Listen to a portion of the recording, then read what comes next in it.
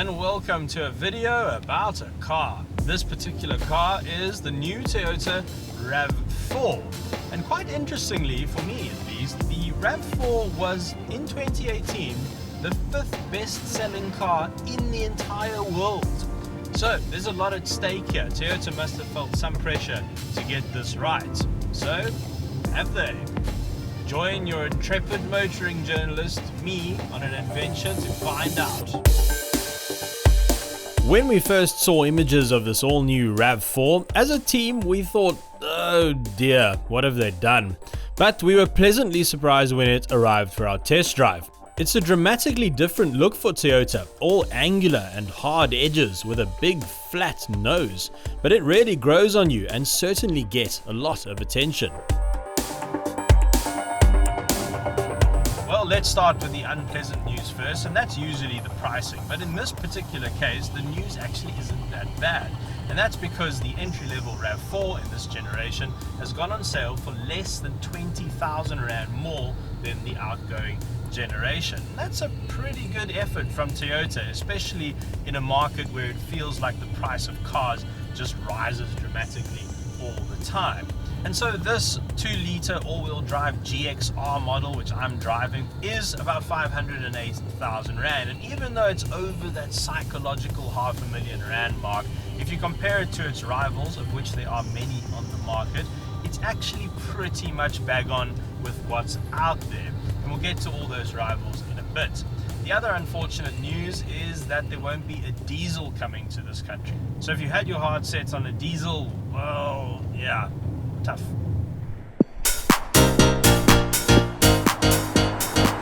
Right, on to more pleasant topics, and let's talk about the way this car drives. And I don't know if it's the sort of military-like exterior styling, but it feels like you're driving around in a tank. This car feels super solid. It might also be down to the weight of the steering, which is a little bit heavier than you might expect. But overall, the low levels of noise and vibrations which make it into the cabin are very impressive, and it makes this a wonderful car to do long distances in. Toyota really got that aspect of the new Rav4 spot on.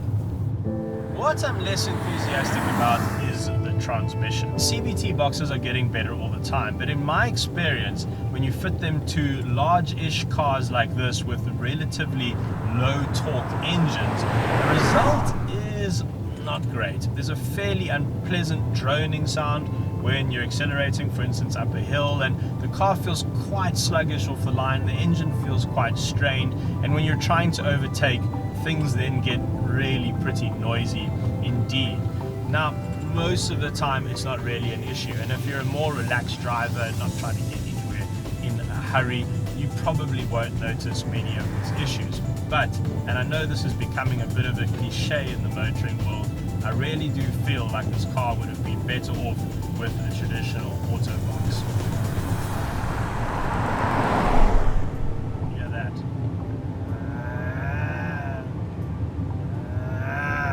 That is the mating call of the CVT gearbox.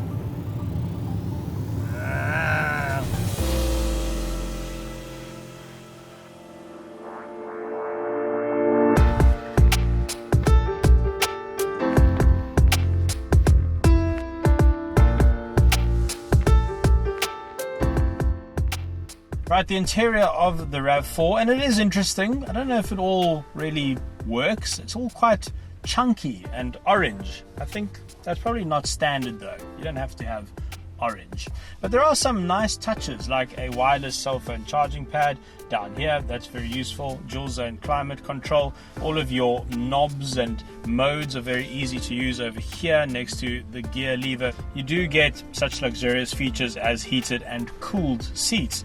But there are some things missing, really important stuff I feel in this modern age, and that's sat-nav, Android Auto and Apple CarPlay. Now Toyota do say that they are going to upgrade the system, but if you have a Rav4 now, you probably won't be able to upgrade. But look over here, a CD slot. When was the last time you saw one of those? And I suppose if you're interested in playing CDs, you're probably not that interested in Android Auto.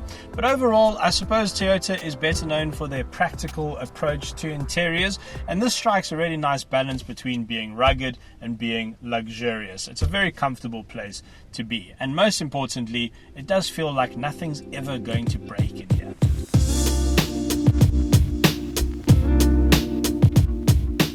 Right, the boot, very important, and the good news is that it is huge. Now on paper, Toyota says the boot is about 700 liters, which would make it much larger than anything else in this segment. Now we can take that with a bit of a pinch of salt because manufacturers measure their boot spaces differently. But in my experience, driving cars in this category, this is the biggest boot you can get. And even though there's huge height between here and here, there's actually still a full-size spare underneath there, 18 inches with an alloy wheel. And if we do our standard cooler box test, moving the parcel shelf out of the way, look at that, it virtually disappears into the back of the boot. So yes, very impressive, very useful, and I imagine you will find this very practical when loading in all of your things.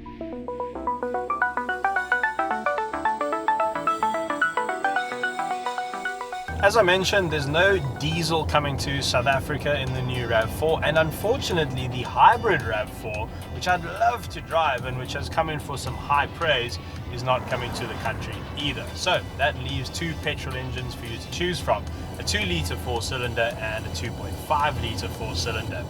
Neither of those engines are turbocharged, which has resulted in some fairly anemic power figures. So the 2-litre I'm driving has 127 kilowatts and a whopping 203 Newton meters. Translation for the non-car nerds out there, it's not a lot. In fact, it's about the same amount of torque as you'd get in a 1-litre turbocharged Volkswagen Golf. Yeah, and you have to, lug this entire car around. So yeah, that's not great. I mean, one of the upsides is that the car is pretty damn efficient. We are achieving in the 7-litre to the 100k mark. It'd probably get a lot better than that, especially out on the open road. So that's very nice. But if you're the sort of person who's looking to fill up the car really often with people and all of their things, and maybe you want to tow something larger than a hamster's cage, then I would suggest going for the 2.5 litre. You're going to have to spend an extra 70k to get that bigger engine because you can only get it in the top spec VX model. But when you've got the whole family in the car and you're towing a caravan up a hill, I think that 70k is going to feel worth it. So I mentioned earlier that I'd cover the rivals to this car, and using the new car compare tool on Cars.co.za, I went through all the manufacturers and I found 16 potential rivals to this car. 16! I mean, to list all of them, I'm just going to pull over here because I've got the list on my phone. So let's go through them all just quickly. Nissan X-Trail, Subaru Forester, Mitsubishi Outlander, Jeep Compass Trailhawk 4x4, Suzuki Grand Vitara, Mahindra XUV 500, Renault Koleos, Ford Kuga, Volkswagen Tiguan, Hyundai Tucson, Kia Sportage, Haval H6, Honda CR-V, Mazda CX-5, Opel Grandland X, and the Peugeot 3008.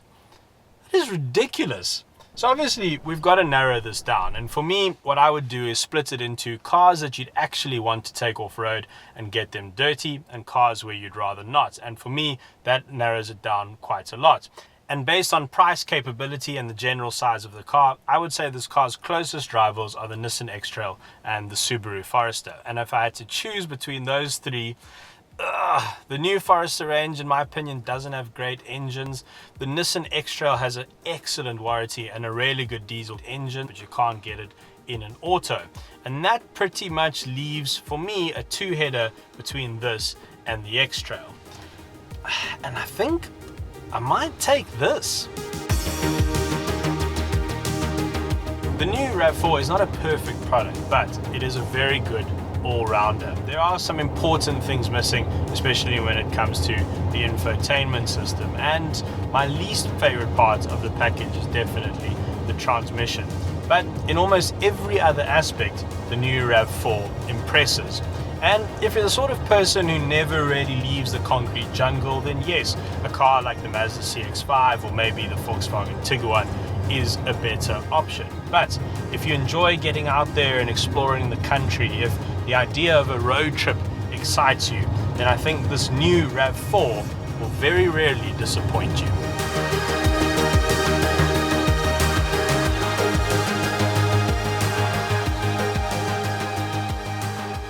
Hello, Cars.co.za, thanks to you, is the largest YouTube channel in South Africa. If you're not one of our subscribers yet, we'd love for you to join the family. All you have to do is click on the round button.